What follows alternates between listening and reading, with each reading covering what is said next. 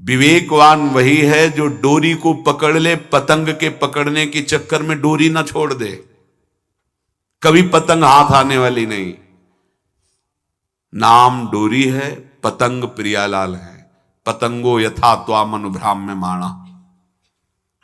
नाम मत छोड़िए, पकड़ते रहिए, घसीटते रहिए। एक एक नाम आपका ऐसा जैसे हम डोरी घसीटते जा रहे, पतंग नजदीक आती जा रही, ऐसे नाम जापक के समीप रूप प्रकाशित होने लगता है। जो नाम ध्यान पूर्वक जप किया जाता है, इसके लिए और कोई साधन की आवश्यकता नहीं।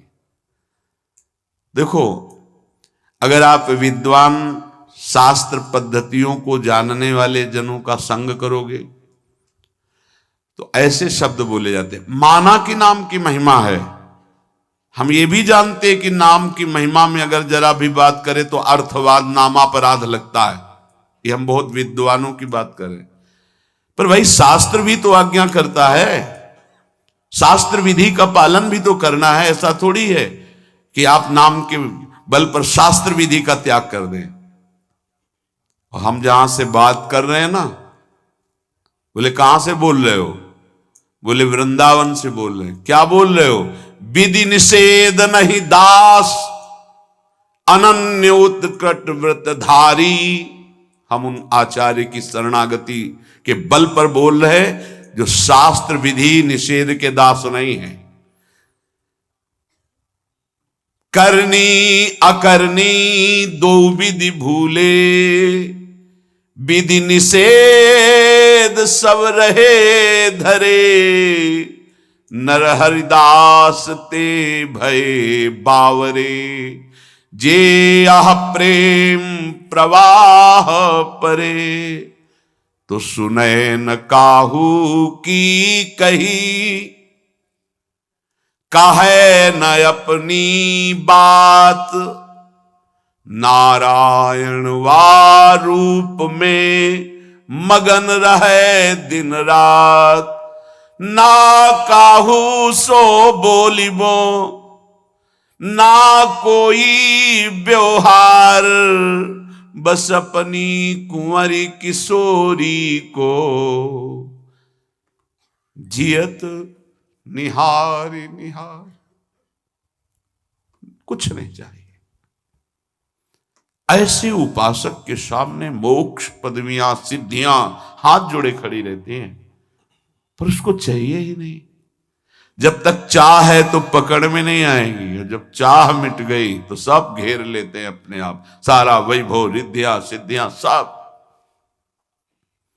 जब तक चाह है तब तक कर्म का भोग भोगना पड़ेगा।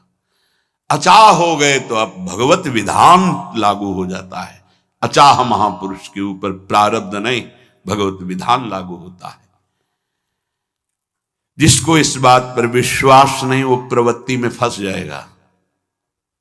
ध्यान दीजिए, इस बात पर विश्वास नहीं है कि नाम चल रहा है प्रियालाल का, अब मुझे कोई साधन की जरूरत नहीं। पूज्य भाई जी महाराज, मैं अपनी पहली और आखिरी बात कहता हूं कि आप नाम जप का नियम लें, निर्वाह प्रभु करेंगे। और कोई साधन करें, हम रोकते नहीं हैं, पर यदि आप नाम जप करते हो तो किसी और साधन करने की आवश्यकता ही नहीं है। महापुरुषों के वचन, ये कोई अपनी मनगढ़ंत बात नहीं है।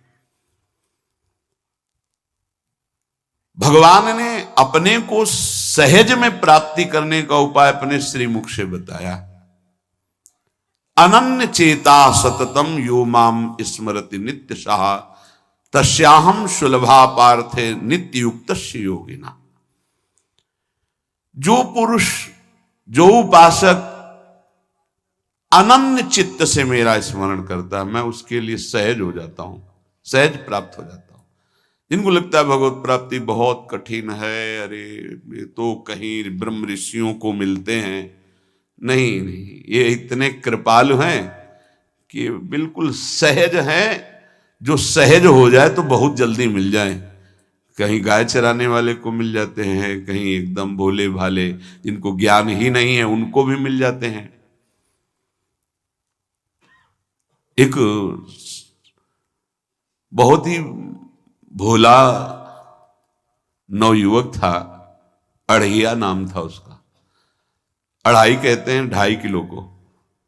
पहला आहार उसका 2.5 किलो का ही है, आगे आप श्रद्धा रखें तो और प्लस हो सकता है। लेकिन वो मतलब घर में माता पिता पधार गए तो उसे कोई 2.5 किलो आटे की कौन रोटी बना के दे। थोड़ा जब उसके अंदर चेतना जागृत हुई तो जब कहीं ठौर नहीं मिलती तो संतों का आश्रम मिलता है। एक आश्रम में गए, उन्होंने कहा हमको नौकरी में रख लो, कोई सेवा में रख लो, तुम्हारा नाम क्या है? बोले अढ़ैया। वे कोई नाम है? बोले गांव के लोग कहते हैं क्योंकि 2.5 किलो हम पाते हैं। तो 2.5 किलो? बोले तौल के 2.5 किलो आटे का जब हम रोटी पाते हैं तब हमारी बाल भोग होता है। आगे कोई श्रद्धा करे खीर पूड़ी, पर 2.5 किलो अन्न चाहिए। तो कहा यहाँ भंडारा है, तू रोज 2.5 किलो क्या 5 किलो पावे, क्या सेवा कर सकता है? तो उनका जो आप सेवा बताएंगे सिखाएंगे वो हम कर लेंगे। उनका तुम गाय चराया करो, गाय चरा। भाई देखो, हमारा वैष्णव सिद्धांत है, तुम गाय चराने जा रहे हो, हम यहां से तुम्हें अमनिया दे दिया करेंगे, जंगल में तुम बनाओ और वहीं ठाकुर जी को भोग लगाओ और पाओ। बिना भोग लगाए पाने का विधान हमारे आश्रम से आपका नहीं बन सकता। बोले हमको तो कुछ आता नहीं भोग लगाना, क्या भोग लगाएं? उनका जब आप बना लीजिएगा, क्योंकि अब यहां 2.5 किलो तुम्हारे लिए अलग से बन करके जाए, तुम अपना बनाओ, जो जो चाहो भंडारी से कह दिया दे दिया करो, वहीं लकड़ी बीनो, वहीं बनाओ और गाय चराओ और ठाकुर को भोग लगा के पाओ। जितना मनावे आप पाओ। पहले दिन भोग मिला तो बाटी बना, गरीब आदमी था, घर से तिरस्कृत था, वो सब जानता था। बाटी ऐसे उपला बीन लिए, बाटी बनाए, 2-4 आलू का भरता बनाया, 2.5 किलो आटे की बाटी। उसने कहा गुरुदेव के ठाकुर आओ भोग लगाओ आके। बड़े बड़े ऋषि मुनि मंत्रों से आवाहन करते रहते हैं, सरकार पधारते नहीं, केवल भाव से भोग लगाते हो। ये इतने लीला बिहारी प्रभु आ गए, श्री राम जी। अढ़ैया ने आंख खुरक लगी ऐसी तो आंख खोल के देखा, नवीन मेघ कांति, अरविंदाक्ष, सारंग धनुष धारण किए हुए सामने खड़े। कहा कौन हो आप? मैं राम जी कहते हैं। आपने कहा गुरुदेव के ठाकुर आ, तो गुरुदेव तुम्हारे जो है उनके हम ठाकुर जी हैं। सही में आते हो तुम? बोले आए तो गए और हम पाएंगे। बड़ी खुशबू आ रही है आलू के भरता की, तुम्हारी बाटी बनी हुई। और गुरुदेव ने कहा तो भोग लगा के पाना, मतलब आप पाते तो हैं? नहीं सुना है। बोले नहीं नहीं पाते हैं, पर सबका नहीं पाते हैं। आप जैसे भक्त जब पुकारते तो बिल्कुल कुछ नहीं जानता था। इसीलिए हम कह रहे बड़े बड़े विद्वान और योगी जन रास्ता देखते रहते हैं। हरिवंश महाप्रभु ने इसीलिए लिखा है, मुनिमन ध्यान धरत नहीं पावत, करत विनोद संग बालक भट। ये विनोद करते प्रकट हो जाते बड़े बड़े मुनियों के जो ध्यान में नहीं आते। काश तो आप हमको ऐसे ही रखोगे, क्योंकि आप आ गए तो आप भी। तो प्रभु ने कहा जब तुम 2.5 किलो पा सकते हो तो हम तो 2.5 मन भी पा सकते हैं। बोले हमको ये पता नहीं था कि गुरुदेव के ठाकुर इतने भूखे रहते, पर आप अलग पत्तल में ले लो, अपने पूरे पत्तल में तो हम आपको पाने दें। बोले भोग थोड़े ऐसे लगाया जाता है कि तुम अपना रखो तुम अपना रखो। और बोले आंख मूंद कर तुम बैठो, जैसे तुम्हारे गुरुजी भोग लगाते हैं तो आंख मूंद लेते हैं, अब हम पाएंगे तुम्हारा।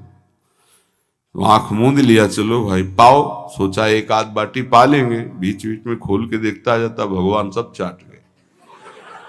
भगवान बड़े करत विनोद संग बालक भट, हरिवंश महाप्रभु कह रहे, करत विनोद संग बालक भट, मुनिमन ध्यान धरत नहीं पावत। आंख खोला, बोला आज हमको भूखे रखोगे? तो बोले जानते हो तुम्हारे गुरुजी ने क्यों भोग लगाने के लिए कहा है? आज एकादशी है, तो तुम्हारे गुरुजी के यहाँ एकादशी रह जाती है, इसीलिए तुमको अमनिया दिया, वहां बनाया नहीं, और तुम्हें रोज अमनिया देंगे।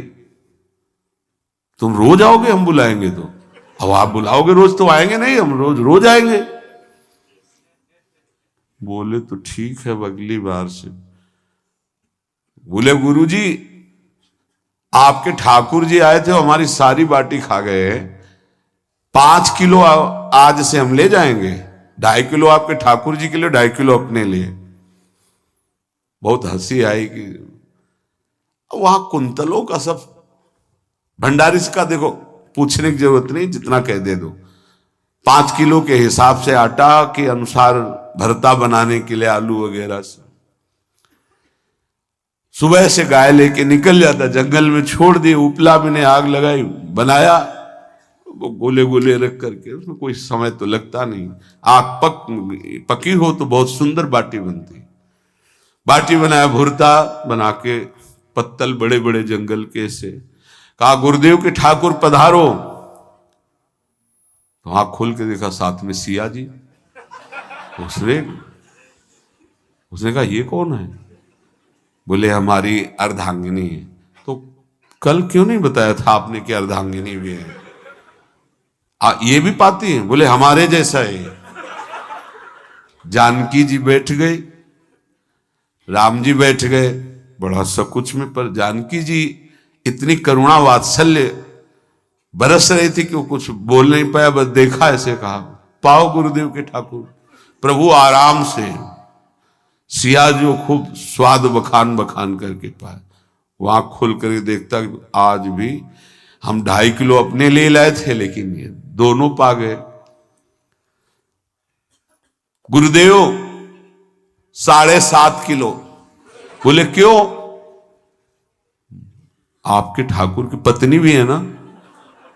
कहा है, तो दोनों आए थे। किसी को विश्वास नहीं हो रहा था। दे दो भाई, अरे गाय को खवाएगा, दे दो, कुछ करेगा, क्या कमी है यहां? 7.5 किलो आटा लेकर।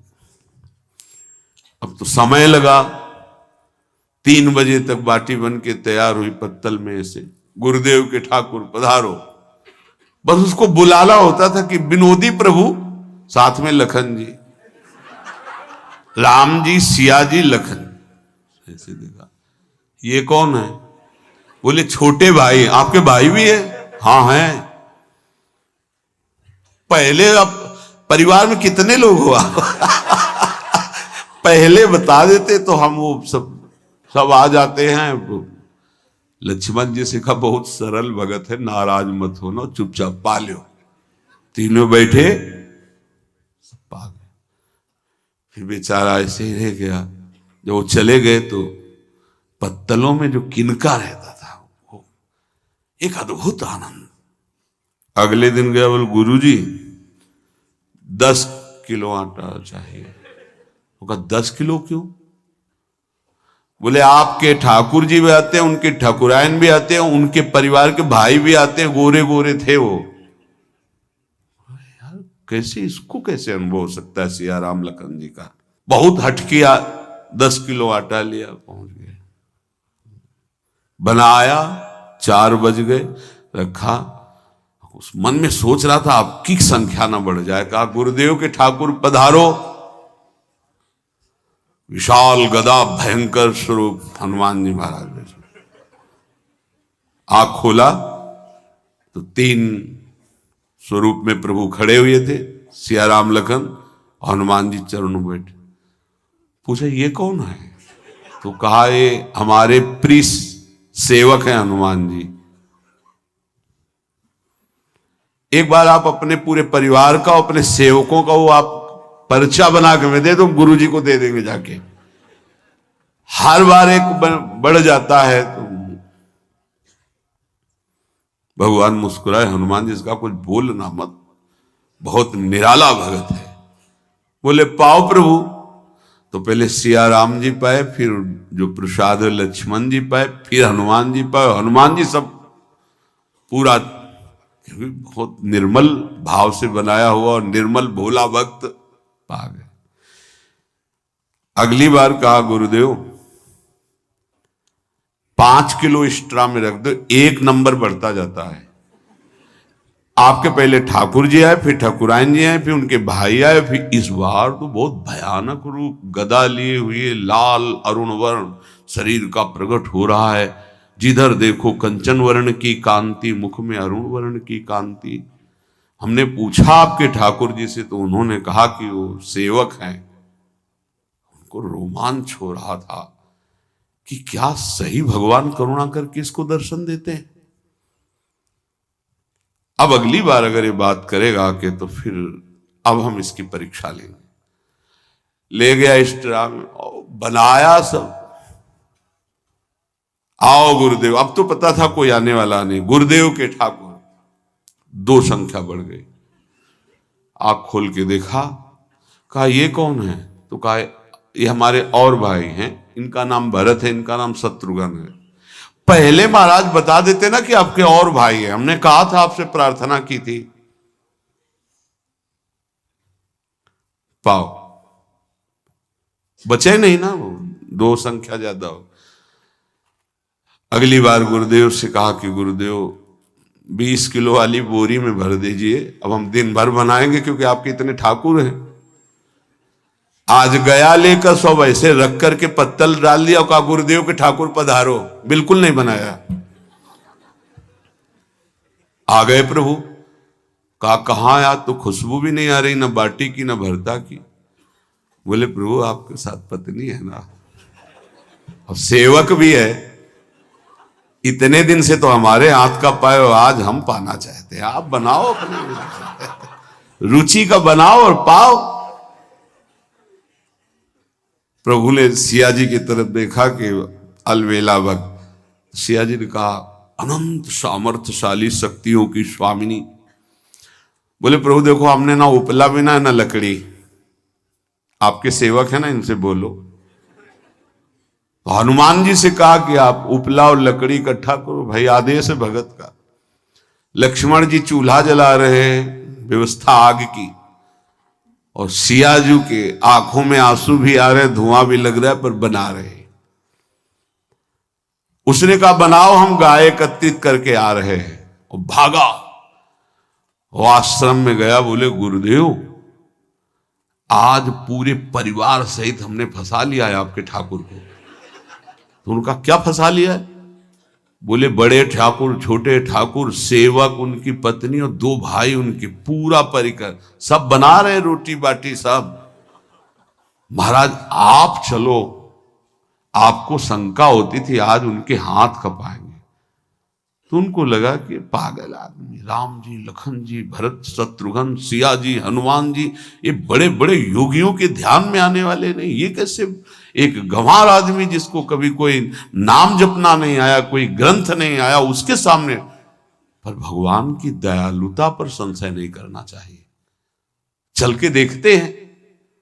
जो जी ही वहां गए, चूंकि निरंतर भजन परायण थे, वहां गए तो पूरा राम दरबार उपस्थित, और बड़ा सुंदर व्यंजन स्वयं जानकी जी बना रहे। प्रभु के चरणों में साष्टांग दंडोत हुए। कहा प्रभु लीला समझ में नहीं आई। भगवान ने कहा देखो, जो ज्ञानी भक्त हैं उनके लिए मैं अत्यंत तर्क के द्वारा भी पकड़ में नहीं आता।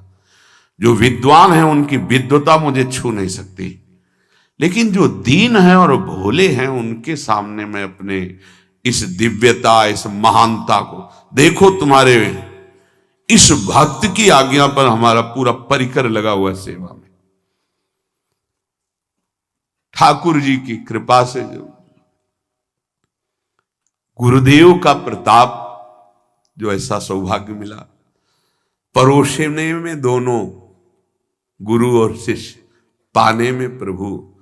बाद में जब प्रभु ने पा लिया तो जानकी जी ने उच्छिष्टामृत प्रभु का लेके और कहा देख, आज तक तू मुझे देख नहीं पाया देखते हुए भी, इसीलिए कृपालु हैं। एकांत में श्री तुलसीदास जी रोकर प्रार्थना करते हैं, जनक सुता जग जननी जानकी, अतिशय प्रिय करुणा निधान की, ताके जुगपद कमल मनाऊं, जासु कृपा निर्मल मति पाऊं। करुणा निधान प्रभु श्री राम की अतिशय प्राण संजीवनी मूरी, प्राण प्रिय सियाजू की, सीताजू के चरणों की वंदना करता हूं, जिससे प्रभु को पसंद है निर्मल मति निर्मल मन। उनकी कृपा से मेरा मन निर्मल हो जाए, मति निर्मल हो जाए। तासु कृपा निर्मल मति पाऊं।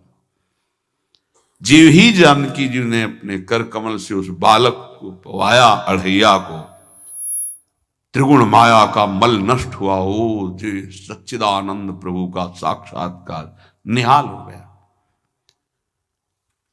कब कौन से गुण पर कैसे जीज जाए विश्वास कीजिए। बस आवश्यकता सहज होने की। हमारी स्वामिनी जो सहज है, सहज होने की आवश्यकता है। जिसको ये कि कहां मुझे ऐसा दुर्लभ सौभाग्य। देखो कोई नाम जप उसके अंदर नहीं, कोई पाठ नहीं, कुछ नहीं।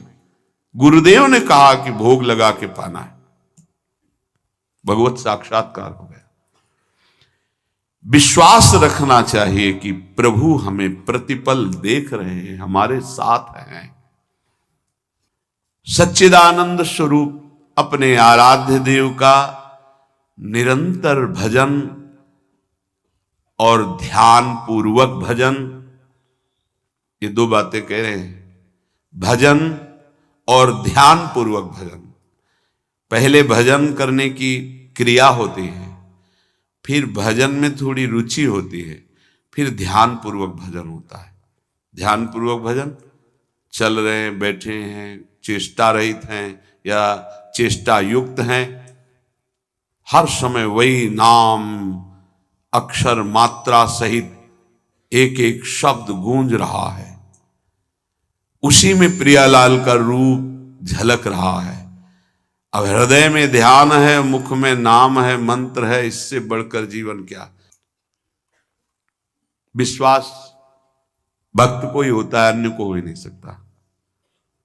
कोई भी अगर अपनापन होता है तो प्रियालाल झलकते। जिस समय वो कटा उसी समय वो सामने है। मैं हूं ना, तो किसकी तरफ देख रहा है? बस ये जैसे कहा जाता है कि प्रभु वृंदावन से बाहर एक कदम नहीं रखते, तो हमारे भक्त जहां होते हैं वृंदावन के, वहां प्रियालाल जाते हैं। ध्यान रखना, वहीं वृंदावन भूमि प्रकाशित होती है। चाहे वो लाखों कोस दूर हो, वृंदावन वहीं प्रकाशित होगा, उन्हीं के सामने प्रियालाल होंगे। ये भक्ति विश्वास का मार्ग है। तुम्हारा एक ही कर्तव्य है, सब जगह से अपनापन हटा के अपने इष्ट में रखना और उनका चिंतन करना। बस